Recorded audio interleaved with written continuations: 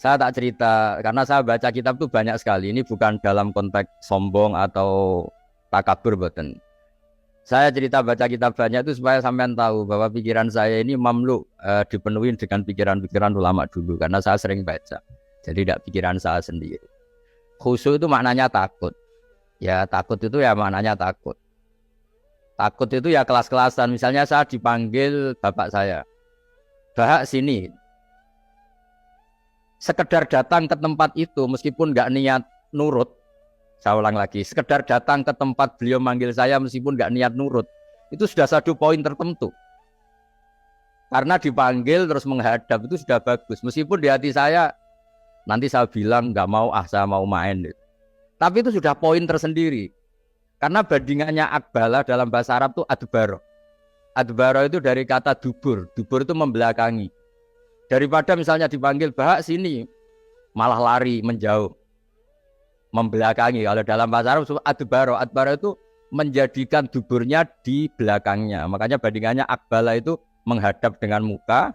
Kalau adbaro orang di belakangi pakai duburnya. Maka dalam bahasa Arab disebut adbaro. Sehingga terburuk dari seorang hamba itu adbaro. Dipanggil ndak moro, dipanggil ndak menuju yang dipanggil, malah menjauh. Nah menjauh ini dalam bahasa Arab itu kadang dibahasakan tawalla. Tawalla itu mengo itu menghindari. Atau adbaro, membelakang. Jadi kalau Anda sholat kok masih sering salah, dan saya yakin semua orang juga gitu kalau nggak nabi, nggak wali itu ada ya kesalahan-kesalahan yang tidak fatal-fatal banget karena ada kebaikan yang Anda lakukan, yaitu ketika Anda dipanggil, Anda istijabah, Anda mengiyakan dengan menghadap. Ya, itu sudah bagus. Nah setelah menghadap ternyata disuruh apa itu tidak nurut. Disuruh apa gak nurut itu satu kesalahan yang tidak mengganggu poin pertama tadi Anda menghadap. Sehingga banyak cerita di hadis-hadis ada sahabat yang zaman itu tidak soleh-soleh banget. Zaman itu ketika Nabi, saya ini mau sholat ya Rasulullah tapi jangan diminta berhenti dari begini-begini. Beliau menyebutkan sekian kemungkaran sahabat tadi. Nabi komentarnya itu sayan harumayakun. Nanti kalau sering sholat lama-lama ya enggak begitu itu. Nah ini kelirunya kita sebagai manusia. Lama-lama juga baik, itu kita kira itu terus harus sekarang gitu loh. Nah itu keliru, harus sekarang itu keliru. Bisa saja kita ini setiap sholat pasti sudah ditulis Allah, nanti itu mati baik. Delala nanti habis asar sebelum kita maksiat sudah mati, habis sisa sebelum kita maksiat lagi sudah mati. Jadi barokahnya sholat itu ada waktu yang potensi ya. Potensi sholat itu akhir kenangan kita. Sholat itu identitas kita. Sholat itu status kita. Nah, karena kita sholat itu pakai niat. Niat itu komitmen.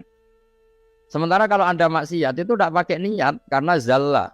Zalla itu ya ada niat maksiat. Tahu-tahu mungkin di bis ketemu orang cantik.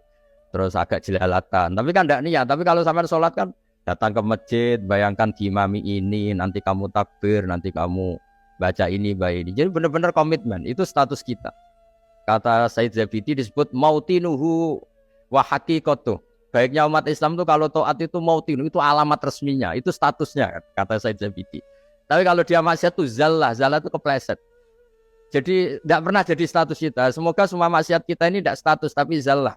Tapi ketika taat itu status, hakikat kita. Maka kalau budiyah ya haqiqatuh wa mautinuhu wa dhatuh. Ini kata Said Abdul Az-Zabidi pengarang Ithqal. Orang Islam itu orang yang ketika ibadah itu identitasnya. Betul, ketika ibadah itu Allahu Akbar, dia berharap rahmatnya Allah gini-gini. Nah ketika salah dia zallah.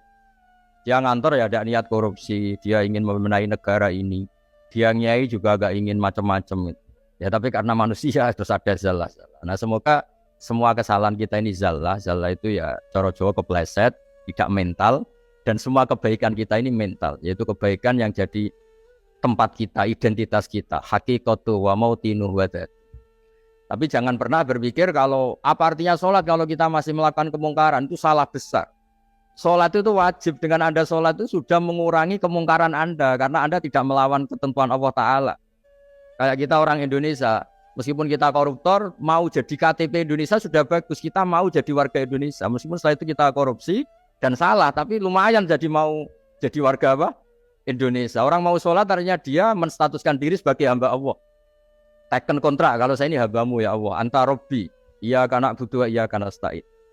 Soal salah ya salah aja yang sama. Kita tetap warga Indonesia meskipun kita salah, meskipun kita koruptor, meskipun kita salah, tetap aja warga Indonesia yang berhak mendapat jatah makan meskipun di penjara, meskipun apa. Sama, kita ini hamba Allah yang mengakui kalau Allah itu Tuhan, kita hamba.